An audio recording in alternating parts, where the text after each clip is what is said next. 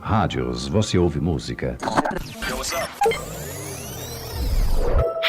Folhinha.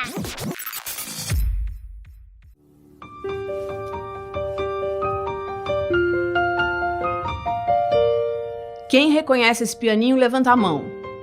Ah, esqueci que não dá pra ver de onde eu tô. Bom, mas quem lembrou, lembrou, né? Eu adoro esse filme. Chama Noiva Cadáver. E não é nada macabro nem assustador. É pra criança mesmo. E essa música, lembra? Tenho que partir, lembre de mim. Se esforce pra sorrir, não importa a distância, nunca vou te esquecer. Do filme Viva, a Vida é uma Festa. Não vai me dizer que não assistiu. Tem mais um. Ouve só.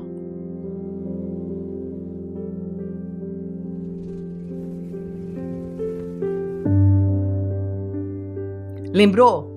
Esse filme é o mais novo dos 3. Chama Soul.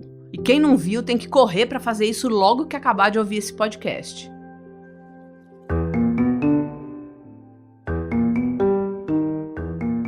Ah, esse podcast, aliás, é a Rádio Folhinha. E eu sou a Teté Ribeiro. E o assunto desse episódio tem a ver com o tema dos 3 filmes que eu citei, mas que muito adulto acha bem complicado de falar com criança sobre isso. É o luto. Já ouviu essa palavra? Já ouviu falar que alguém está de luto? Luto é o nome de uma tristeza muito grande que todo mundo sente um dia. É a tristeza que dá quando morre uma pessoa que a gente gosta.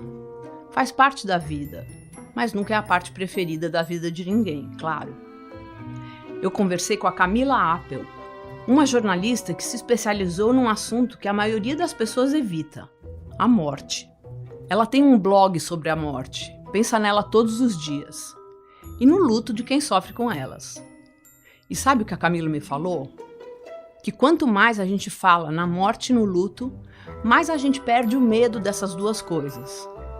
Então achei que a gente devia falar, ouvir e aprender várias coisas sobre o luto aqui juntos.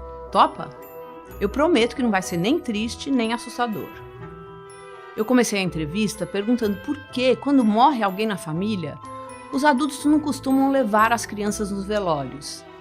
Ela me disse que nem sempre foi assim, que essa mania de não deixar as crianças chegarem perto de quem morreu começou há mais ou menos pouco tempo. Até pouco tempo atrás, os velórios, eles ocorriam dentro da casa das pessoas. E dentro da casa das pessoas, na sala, e os vizinhos e as crianças iam. Então, a gente vê várias cenas, né, das crianças brincando e rindo em volta daquele caixão. Eu visito muitos cemitérios e eu já tenho alguns cemitérios, consigo contar nos dedos, mas tem alguns, uns 4 que eu visitei que tem playground. E eu acho isso tão positivo quando eu vejo um playground no cemitério, porque a criança ela tá ali brincando, é da criança brincar, mas ela também está em relação com a morte concreta. Playground no cemitério? Nossa, essa eu nunca vi. O que eu já vi muito foi adulto inventando desculpa para explicar por que uma pessoa, ou um cachorro, ou um gato desapareceu e não vai mais voltar. Quem já não ouviu que alguém querido foi pro céu? Ou que virou estrelinha? E o cachorro ou o gato que foram morar numa fazenda? Claro que já teve cachorro e gato que foram morar na fazenda. Mas na maior parte das vezes, essas frases são usadas para não falar que o avô, a avó, a tia, o tio, o gato ou o cachorro morreram. Ninguém faz isso por mal. É para não deixar as crianças tristes. O problema é que não falar de um assunto não faz ele deixar de existir. Ainda mais um assunto como esse, a morte, que vai acontecer com todo mundo, todos os bichos, todas as plantas, com tudo que está vivo. Não falar sobre as coisas tristes da vida tem uma consequência que não é nada legal. Deixar todo mundo bem confuso. Eu te amo muito, mas se você morrer, o gato é meu. Pode morrer, menina. Ela não vai morrer, não. Todo mundo morre? Todo mundo morre. Você vai morrer? Eu vou morrer. E o que algumas psicólogas com quem eu converso sobre esse tema trazem é a importância de você realmente falar abertamente, responder, o que você não sabe, falar não sei. Para onde vão as almas, as pessoas que morrem? Para onde vai a mente? Eu, por exemplo, não sei. Então, eu vou falar, olha, filha, eu não sei, mas existem várias teorias por aí. Essas teorias que a Camila citou são as coisas em que muitas pessoas acreditam. Então, por exemplo, quem segue a religião católica acredita que as pessoas têm uma alma e que essa alma pode ir para o céu quando a pessoa morre. Os espíritas e os budistas acreditam que a alma pode voltar e morar em outro corpo, o que eles chamam de reencarnação. Mesmo quem não segue uma religião tem um jeito de pensar no que acontece depois da morte. E a verdade é que ninguém sabe com certeza. O que a gente sabe é que a vida começa e termina. O nosso corpo é formado de vários órgãos, e quando a pessoa fica bem velhinha, os órgãos vão parando de funcionar, um por um, até o corpo todo parar. Isso é mais comum.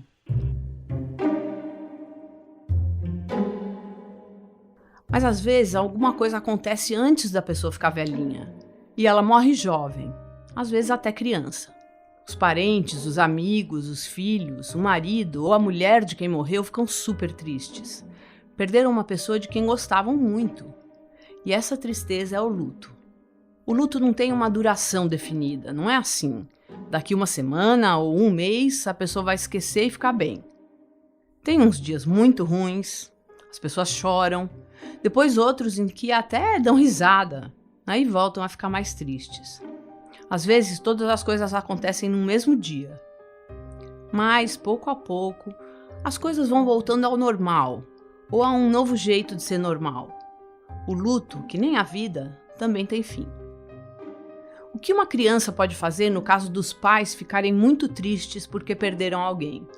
Como é que uma criança pode ajudar um adulto em luto? É uma ótima pergunta. Eu acho que uma criança pode ajudar um adulto em luto conversando, nunca achando que esse é um tema que não pode ser tocado ou pensando que falar sobre isso vai deixar o adulto pior, né? Muitas vezes as crianças podem ter medo de trazer assuntos que vão piorar a situação, ou não quero ver mamãe chorar, não quero ver papai chorar. E pensar que ver mamãe chorar e ver papai chorar faz parte, e que se o papai e a mamãe estão chorando do lado de uma criança é porque eles estão confiando naquela criança, porque a gente se abrir dessa forma com alguém é um sinal de confiança, e não de constrangimento, e não de se sentir mal.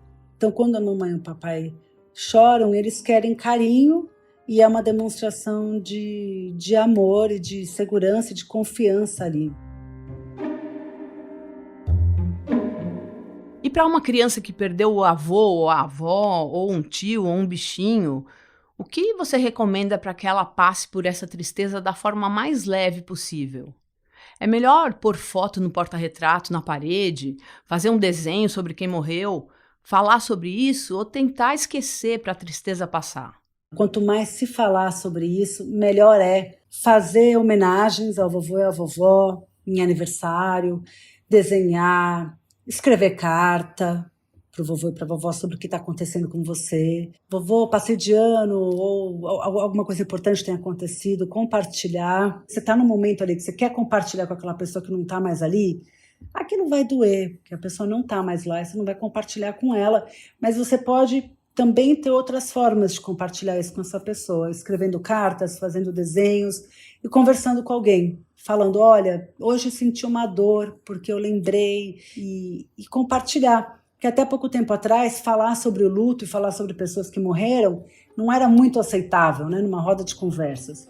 Mas eu sinto que isso tem mudado, porque falar sobre a dor é importante.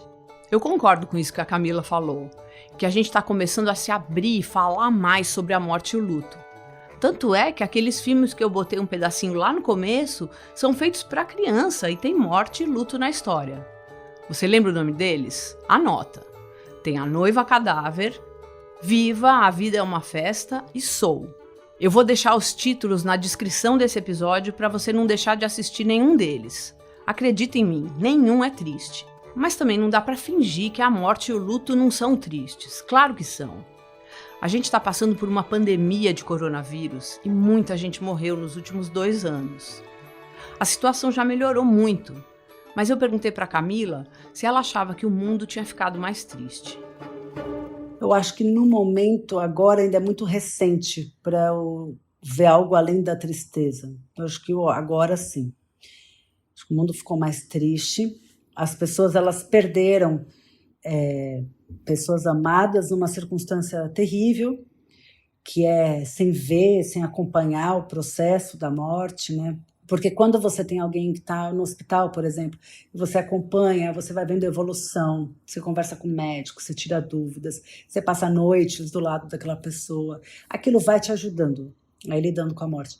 Durante a pandemia, alguém entrava no hospital, você nunca mais via, de repente você recebia uma ligação de que aquela pessoa tinha morrido. Então, isso é muito traumático, muito triste. No momento, eu vejo tristeza. Claro que a gente tem falado mais sobre morte e sobre o luto. O luto está em pauta. Isso é, sim, positivo, eu acho que é positivo a gente falar, mas é difícil ver isso ainda como uma consequência boa, digamos assim, da pandemia, né? No momento, eu acho que não dá para ver uma consequência boa, mas uma grande tristeza coletiva. Essa tristeza vai passar, assim como essa pandemia. E a gente que viveu tudo isso, ficou em casa um tempão, depois teve aula online, ou nem conseguiu ter aula, ainda tá usando máscara, tem que perder o medo, sacudir a tristeza e aproveitar a vida, mesmo sabendo que ela tem um fim, mesmo sabendo que vai ficar em luto quando uma pessoa que a gente ama morrer. Se tem uma coisa que a gente tem que aprender urgentemente, quanto mais cedo melhor, é que a vida é muito especial. Eu sou a Teté Ribeiro e eu faço pesquisa, entrevista, roteiro e narração da Rádio Folhinha. A edição de som é do Rafael Conkle. Esse episódio usou áudio da artista Rafaela Tuma. Segue a gente no seu tocador favorito de podcasts. Até já! Tchau!